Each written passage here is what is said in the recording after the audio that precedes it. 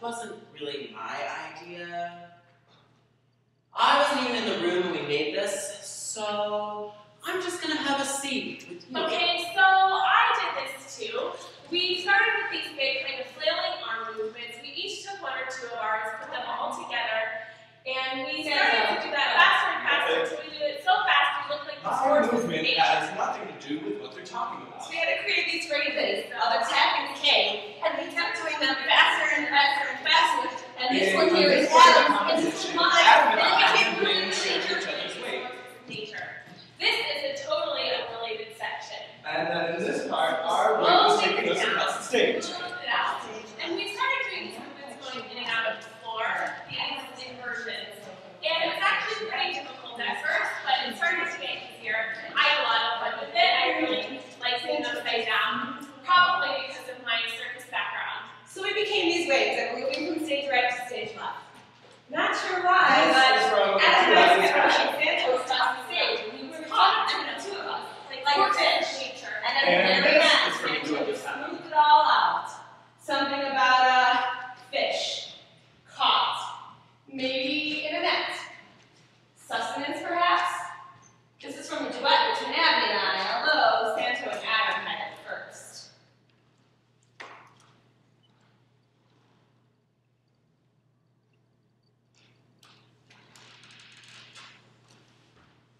Okay, so I wasn't here for this either, but I do know abundance and fortune. Not fortune in terms of riches, but fortune as in fortunate, as in, are we fortunate to be sitting together in this theater? Or I find myself quite fortunate to be dancing for you all this evening. And how we mess that up sometimes. He started This by might be asking something us I to know. create 7 different postures, where we had these 2 fishes. Yes, I do know this. We did this in the very first. Two just points to the body, and then two of them in opposing directions. We eventually have to do these phrases lying on the ground. We It's kept adding on very to that. difficult. And eventually it became bigger and smaller. It made me grow off muscles I hadn't really had to work before. This would create 7 different poses that would be used later on. We eventually make these poses into phrases with the directive attack and decay, which is something he said he stole from Susan Rose. Now I haven't met her, but I hear she's wonderful. And we make these poses into phrases that have to go in rapid succession. So it's one pose into the next, into the next, into the next, into the next. This. He called this the lavish phrase.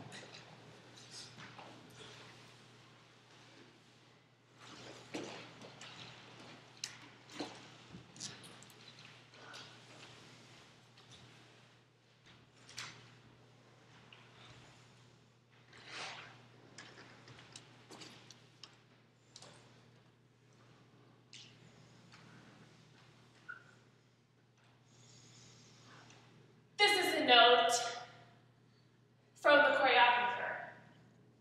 He says, I've been thinking a lot about the privilege that it takes to dance, the expense of training, and the limited market value of that training. How we pay for the privilege of learning how to move. Then I'm also thinking about stillness. This part reminds me of fatigue in the body. I often reminded Abby to slow down during this part.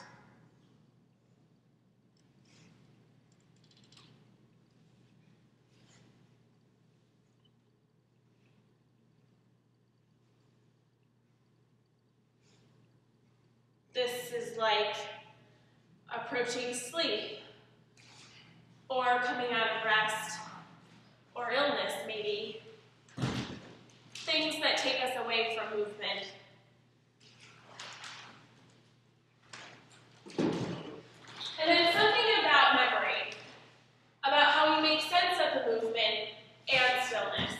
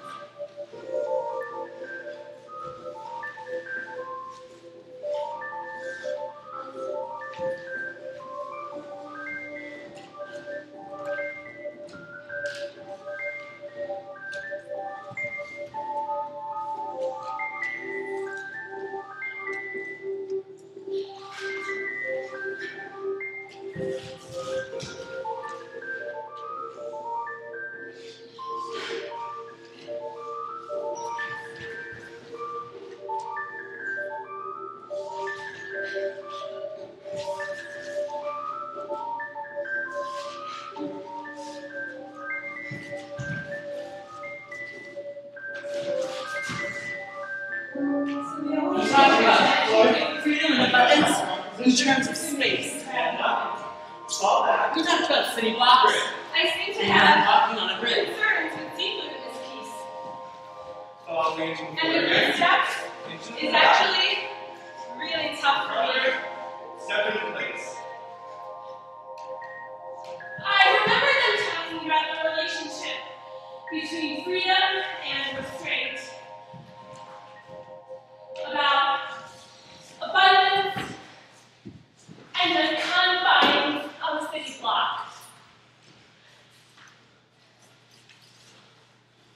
Our desire for green space, falling on softer ground. First, Here we go. hold on for a sec. And then we all come down. Sometimes it's all together.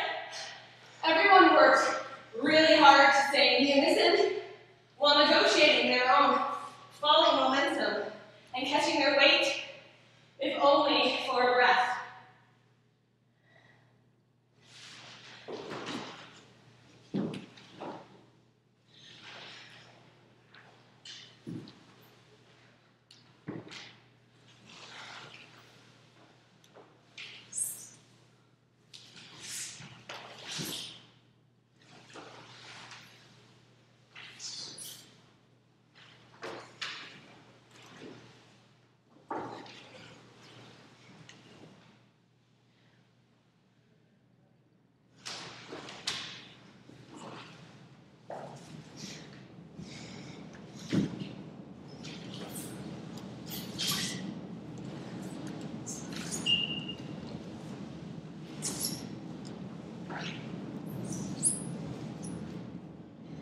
This is another note from the choreographer.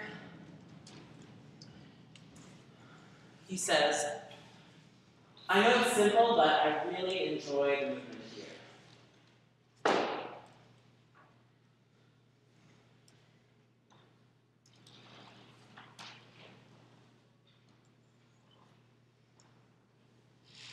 I was interested in the vulnerability of this crawl. It's slowness. It's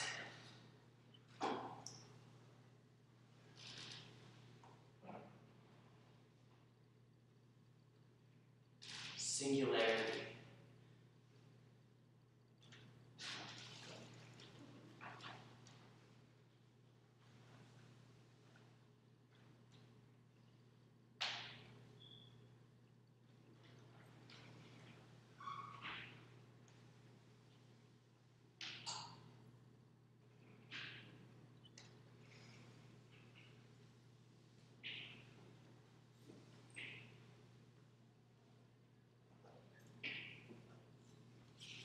This will not happen again in the dance.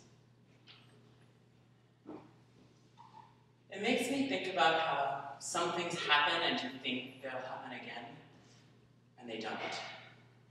Something about taking things for granted. In rehearsal, Santo talked about working in a restaurant and how he saw so much food being thrown away, about the waste that we all participate in. It made me think about how we take people, how we take bodies for granted. Sometimes it's in their labor, as in we don't understand how bodily labor has contributed to something we consume. And sometimes it's just the presence of someone in your life.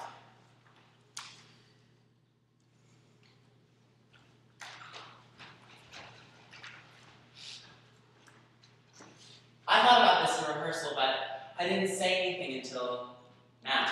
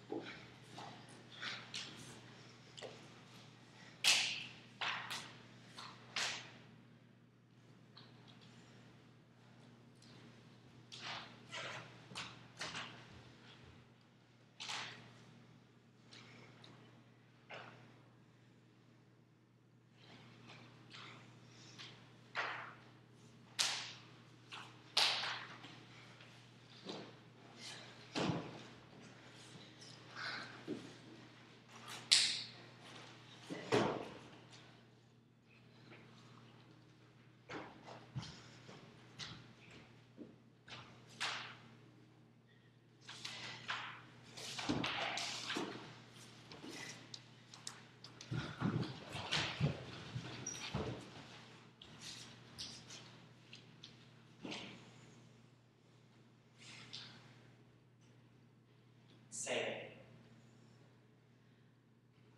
Louder.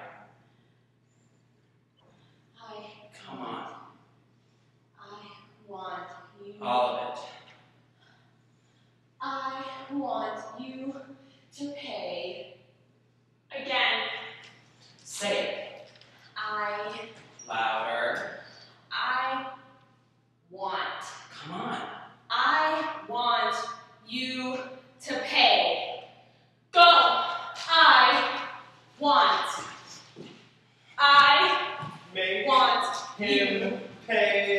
to pay. This is what I'm thinking.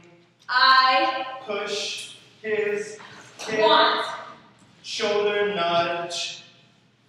I want. Sensual head slides through to get there first. I'm thinking, get there first.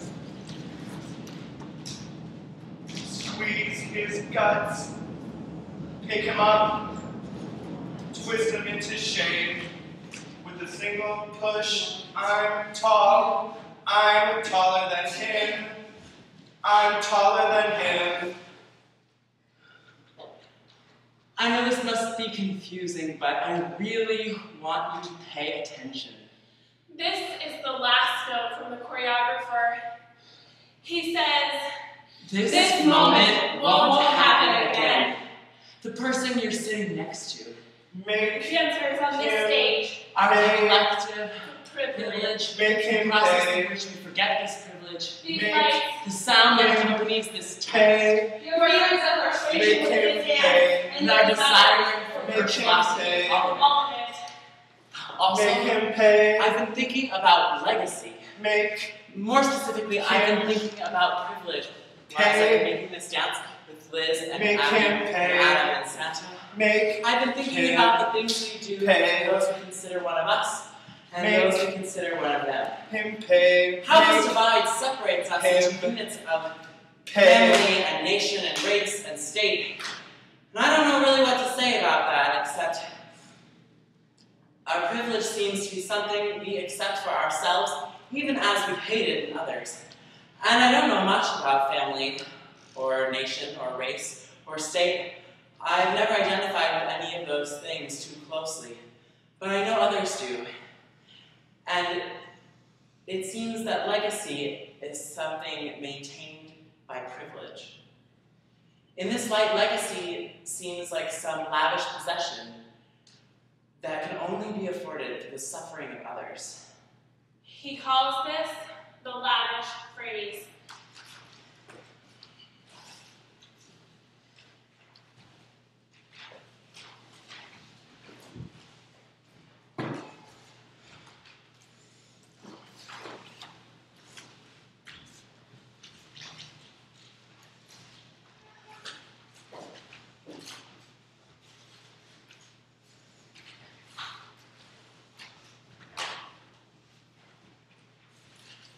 Other things I've said, I've thought before, and decided only to tell you because I was reminded of them in the making of this dance.